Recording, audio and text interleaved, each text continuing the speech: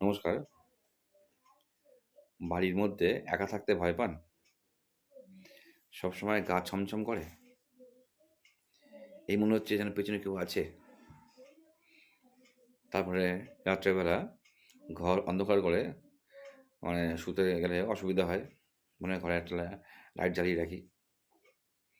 এগুলো একটুখানি খেয়াল করে দেখবেন। যদি এরকম হয়, ভয়ের কিচ্ছু নেই। একটা কাজ করবেন, ১ বাটি লবণ নেবেন। সন্দেব লবণ হলে ভালো হয়।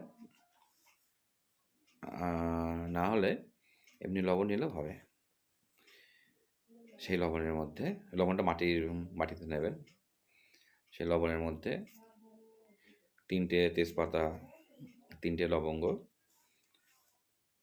৩ টে এলাচ, ৩ টে কর্পূর আর একটু দারচিনি নেবেন এগুলো।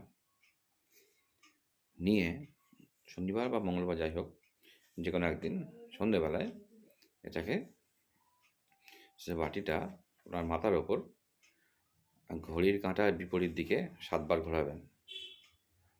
ঘুরিয়ে ওটাকে জ্বালিয়ে দেবেন।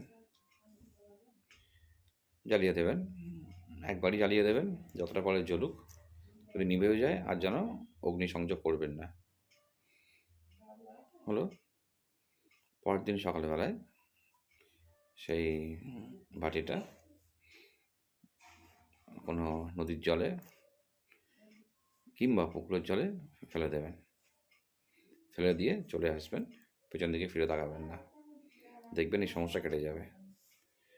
ভয়ের কিছুই নেই। আপনার বাড়িতে ভূত-প্রেত কিছুই নেই। ওসব থাকে না। এগুলো হচ্ছে কারোর রাশবাড়ি থাকে, কারোর রাশ হালকা থাকে, এগুলো না এগুলো? সেই জিনিস। আপনার এই সমস্যা দূর হয়ে যাবে। একদম আপনি প্রচণ্ডভাবে মনের জোর ফিরে পাবেন। পাবেন অবশ্যই। ধন্যবাদ।